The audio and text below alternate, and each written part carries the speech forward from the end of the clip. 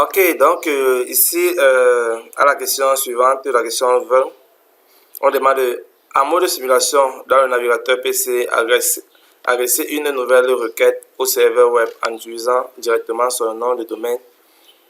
Décrivez ce qui se passe. Bon, cela j'ai déjà fait, ce que j'ai eu à faire ici. Mais bon, pour ce cas-ci, on peut encore essayer de le faire pour que vous puissiez mieux comprendre. Donc, quand on demande en mode simulation de taper ici, c'est le fait ce que nous avons eu à faire dans la vidéo précédente, mais en tapant maintenant cette fois-ci le nom du domaine dans rlabsearch.com et puis de valider sur Go et puis de lancer sur Play. Donc c'est un peu ça qu'on demande de faire. Vous voyez, c'est un requête DNS qu'on envoie, puis ça envoie au serveur, le serveur donne maintenant son adresse IP et puis l'adresse IP est renvoyée maintenant à la machine PC0. Et là maintenant il connecte son adresse IP et puis il envoie maintenant la requête TCP avec l'adresse IP. Donc bref, c'est un peu quelque chose comme ça dont on demande. Et puis quand il va envoyer la requête avec l'adresse IP, avec le modèle TCP, maintenant le serveur va lui renvoyer maintenant le site en question. Donc en réalité, chaque fois que vous communiquez sur Internet, vous effectuez 3 actions, mais en des nanosecondes. Ce qui fait que le temps d'attente, quand ça tourne souvent dans votre navigateur, bon, vous pensez que ça c'est dû, mais c'est parce qu'il y a la recherche qui se fait et tout. Donc, voilà un peu de quoi il était question. Donc, si on revient là, ici, on essaie de voir, vous voyez un peu bingo, mais sauf que c'est avec un nom de domaine. Alors, ici, à la question 4, à la question, on dit, à la question 21, vérifier que la page web envoyée par le serveur est bien affichée dans le navigateur. Bon, c'est ça ici, c'est bien affiché dans le navigateur. Arrêtage automatique. Lorsque le réseau contient un très grand nombre d'ordinateurs, il est difficile de le paramétrer leur adresse IP manuellement. Donc ça veut dire que plus on a d'ordinateurs, plus la configuration des adresses IP manuelles devient vraiment difficile. Donc on utilise alors le serveur DHCP. Donc que signifie DHCP? Dynamic Host Control Protocol. Donc ça veut dire que c'est un protocole de contrôle des noms de domaine dynamiques. Donc c'est un peu ça. Donc les machines. Host pour la machine, donc les machines. Et donc, dans DHCP, Dynamic Host Control Protocol. Bon, on nous a donné un schéma, on demande de représenter. C'est le même schéma comme tout à l'heure, je crois. C'est le même schéma, mais sauf que cette fois-ci, ici, on veut ancrer de manière dynamique les informations. Donc, la question 24, on demande de configurer l'adresse IP du serveur DHCP. Donc, l'adresse IP du serveur DHCP. Donc, le serveur DHCP configure son adresse IP, son masque, sa passerelle. Et à la question 25, configurer le service DHCP. Donc, déjà l'adresse IP du serveur DHCP est déjà configurée. Donc, c'est ça. Il suffisait de faire ça. Il avait pris un élan d'avance dans l'exercice antérieur et on avait répondu ça. Donc, c'est ça ici. Donc, gateway. Donc, vous mettez ça. Ça veut dire que vous avez configuré l'adresse IP du serveur DHCP. La même chose pour ce serveur-ci. Et maintenant, par la suite, à la question 25, on dit configurer le service DHCP pour fournir les bonnes informations au poste client. Donc, ça veut dire que ici, il faut configurer maintenant le service DHCP. Donc, on vient dans le service comme son nom l'indique et on regarde le DHCP.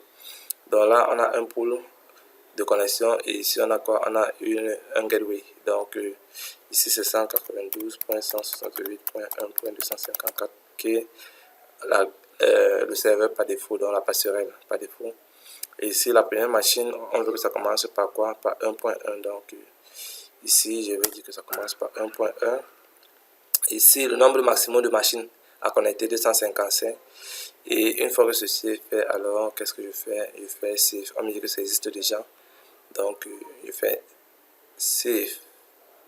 Et puis, j'active. Donc, voilà un peu.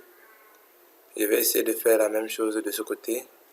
Donc, DHCP ici 172.18.255.254 et puis première machine c'était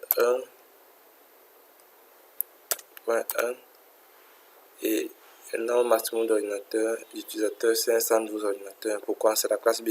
Donc, je vous avais dit la dernière fois qu'on faisait le cours pratique théorique, plus le réseau. Donc, plus on tend vers un sous-réseau. Donc, la classe A possède plus de machines que la classe B, qui en possède plus que la classe C au fur et à mesure. Donc, ici, on peut connecter 512. Bon, c'est bon. Alors, qu'est-ce que nous devons faire? Nous devons valider avec le save et puis nous devons activer la carte. Ok, donc après ça, qu'est-ce qu'on nous a demandé de faire? À la question suivante, 26, question 26, configurer l'adresse IP du PC0 en mode DHCP. Placer packet tracer en root time et adresser une requête. Donc, on place d'abord en root time. Donc, je le place en root time et puis il reste une requête. Exécuter la commande ping remove. Donc, on a dit de mettre ça en mode DHCP. Donc, comme vous vous rappelez, vous avez dit qu'il y avait deux modes. Donc, ça, c'est le mode DHCP. Ça, c'est le mode statique. Donc, le mode DHCP, ça veut dire que c'est l'ordinateur qui configure automatiquement. Donc, vous voyez, ça récupère toutes les informations et ça configure de manière automatique. Et la même chose ici, je vais me placer là, là, et puis je mets en mode DHCP. Donc, ça configure automatiquement. Et puis, par la suite, et on m'a dit de faire quoi? On m'a dit de exécuter la commande IP renew sur PC0 dans l'environnement de commande prompt. Donc, sur mon PC0, dans la commande prompt, ici, je tape IP renew. Donc, IP config renew. Donc, pour demander de renouveler mon réseau. Donc là, on va me renouveler mon réseau et mon nouvel adresse IP, c'est ça. Et mon masque, et bref, mon masque, ma gateway et mon serveur, le nom de domaine. Ok. Et après, on demande, bon voilà, ils ont mis un chemin à côté, c'est ce qu'on a obtenu. Donc, c'est ce que vous verrez ça chez vous là-bas, de vos côtés, c'est ça. Et à la question 27, indiquez quelle est l'adresse fournie par le serveur PC0. Donc, c'est l'adresse qui fait 192.168.1.1. Exécuter la commande ipconfig all sur PC0 sur l'environnement prompt. Donc, ici, je vais taper all et puis je valide dedans. On me donne la carte Bluetooth. Comme la carte Bluetooth n'est pas activée, donc je n'ai aucune adresse. Mais concernant ma carte réseau, voilà ma DNS, on me donne les informations. La DNS server, c'est bien ça qui est configuré. Ma gateway, c'est bien ça qui est configuré. Mon adresse IP, c'est bien ça. Donc, vous voyez quoi. Ça, c'est l'administration réseau. Donc, c'est un peu ça dans les questions. Et après, par la suite, pour ouvrir une fenêtre, donc, à la question 4.5, bien sûr. On dit pour ouvrir une fenêtre sur vos coordinateurs maintenant, là, c'est sur mon ordinateur. Donc, je pense qu'il y a la question pour moi de mettre ça en réel. Donc, je vais me connecter cette fois-ci en réel. Donc, ma carte réseau ici va détecter mon point d'accès. Il établit la connexion, pas d'accès Internet. Et puis, par la suite, il va trouver la connexion. Donner le temps, donner le temps, donner le temps. Il va trouver une connexion. Déconnecté, non. Il n'est pas déconnecté. Il va attendre, attendre. Ok, il n'est pas toujours connecté. Logiquement, ça devrait se connecter. Donc, il y a les échanges entre ma carte réseau et mon point d'accès. Mais maintenant, lisons un peu. On nous dit quoi? Pour ouvrir une fenêtre de commande DOS, cliquez sur le bouton démarrer, puis sur exécuter et tapez CMD. Appuyez sur Enter. Exécuter la commande ipconfig all. Donc, ça veut dire que Windows R et puis CMD. Et là, comme je ne suis pas connecté, quand il va taper, ça ne va rien m'afficher. Donc, ipconfig all. Ça va m'afficher les choses, mais pas avec les informations dans l'adresse IP de connexion. Pourquoi? Parce que je n'en aurai pas.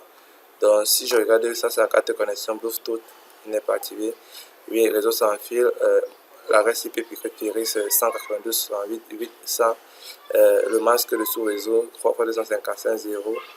Et voilà, ici, le serveur DHCP, 192.168.8.1. La passerelle par défaut, c'est 8.1, donc la passerelle de mon fournisseur d'accès. Et le DNS, c'est 8.1. Donc, maintenant, je vais mettre pause et revenir après la connexion pour pouvoir retaper cette commande. Ok, donc maintenant j'ai eu à mettre la connexion et je vais encore retaper la commande pour que nous essayons de voir comment ça fonctionne. Donc après exécution de la commande, si vous constatez, voilà, notre réseau et avec les informations, bon, c'est resté la même, donc ça n'a pas changé. Après, on nous a demandé d'exécuter la commande ping www.google.fr. Donc on va taper ping www.google.fr.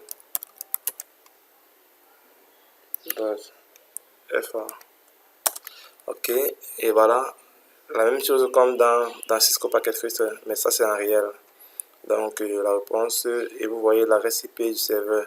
Donc le DNS prend ceci, il cherche l'adresse IP, il envoie d'abord une requête pour demander, toi, www.google.fr, le serveur de nom qui correspond à cette adresse IP.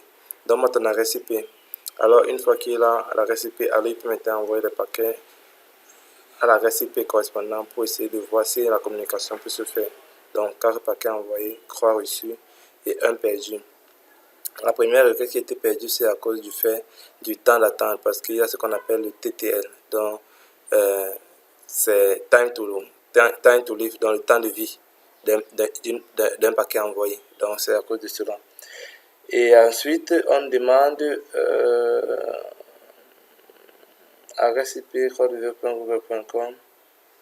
On a exécuté l'adresse IP. Donc ce que vous devez copier, c'est ça. Là-bas, à la question 29, exécuter la commande ping www.fr. Et puis on vous demande, en utilisant la commande crasser www.google.com, déterminer le nombre de routeurs traversés. Donc ici on va taper crasser Google FR. Donc là, cette commande permet de donner le nombre de routeurs à traverser pour communiquer avec le www.google.com. Donc cela va prendre un petit peu de temps parce que c'est en réel, donc c'est normal si ça prend du temps, c'est en réel. Et par la suite, après ça, je crois que votre RTP est terminé. Donc on va se voir peut-être pour les prochaines séances dans d'autres matières et pour ceux qui auront les problèmes de compréhension. Et à part ça, bon, je reste ouvert et je suis disponible à vos différentes remarques, vos suggestions ou alors vos incompréhensions. Donc voilà un peu. Donc vous voyez comme ça le fait. Donc voilà. Le délai d'attente de la demande de dépasser, c'est le temps to live que je vous disais. Et quand c'est perdu, ça devient un paquet de perdu. Donc on envoie les paquets au fur et à mesure. On essaie d'intercepter. Donc ici, dans notre cas, on a combien de serveurs? On a le 109, 190, 109, 72, 108 et 142. Donc en réalité, on a 6 routeurs. Donc dans notre cas ici, on a 6 routeurs. Je ne sais pas pour vous, vous devez essayer. Et puis si c'est la même chose, vous mettez dans le cas concret, vous mettez le nombre qui correspond en fonction de votre périphérie. Alors sur ce, je vous dis à bientôt et c'est terminé pour cette série de tutoriels concernant le TPE de réseau, pratique, introduction au réseau, version 1.2, cahier de l'étudiant.